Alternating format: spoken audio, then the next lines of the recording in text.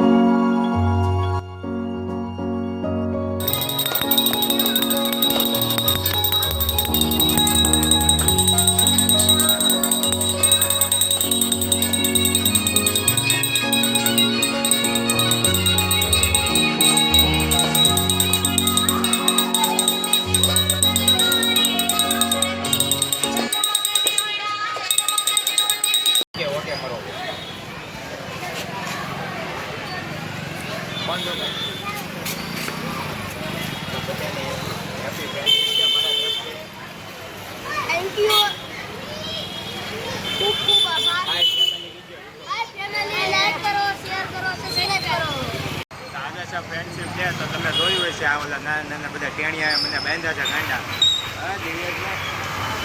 હાલો તો લાઈક કરો ફોલો કરો એ ટેણિયા આવે કીધું એમ